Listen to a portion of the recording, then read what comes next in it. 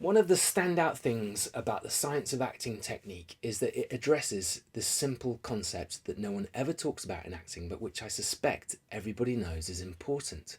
My name's Philip Lambert. I've been an actor for 35 years. During that time, I've worked across the industry. Credits include films like The Dark Knight, 28 Weeks Later, musicals Jersey Boys and Grease, and stage productions of Misery and Golden Boy. I've done voiceovers, commercials. I've got a couple of leads coming out in features next year. My experience has given me a comprehensive understanding of why fulfilment for an actor is so important and how to achieve it. You can find out more at my website, scienceofacting.me, and subscribe here for more videos full of what I promise are fascinating insights. So back to this video, and what am I talking about? What's this thing, this concept no one considers when it comes to acting? The subconscious, or as it's more helpfully referred to in the science of acting, invisible thinking. By the end of this video, I'm going to prove to you that this thinking that we can't see is what makes us do what we do.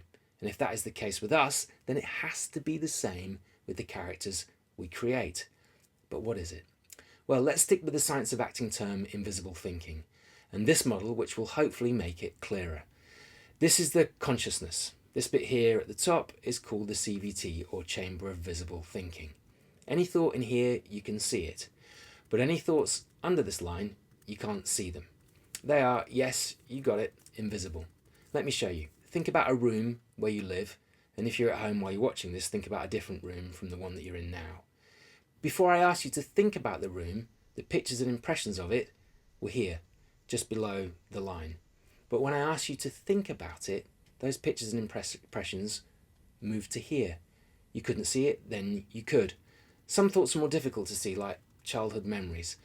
But it is possible to see them. We just have to lower this line, expand our CVT in order to be able to see them. And then we can decide if we want them or not. I say that because these thoughts can often get in the way of us achieving what we want from life.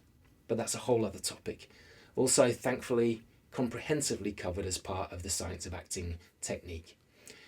Just because we can't see them doesn't mean that these thoughts don't have an influence on how we live our lives. In fact, the opposite is true. They hugely affect the way we behave. This is the bit where I prove to you thinking you can't see runs your life. Did you ever decide to do something like stop eating chocolate? And then you go to the newsagent, you get a magazine, then just as you're about to pay for it, you grab a Twix as well. But hang on, you visibly, consciously decided you weren't going to eat chocolate anymore. So why are you doing it? Or do you find yourself doing things that you used to hate seeing your parents do? Or do you once again get into those arguments with a sibling or partner you vowed not to get into? Seems we make conscious decisions, but something we can't see overrides them. Well, that's invisible thinking. And it is the single most fascinating thing in your consciousness. It absolutely has to be considered in any acting technique worth its salt, but it isn't. It's unbelievable. And what makes the science of acting a standout acting technique? Because it comprehensively addresses invisible thinking, the subconscious, as a central part of its ethos.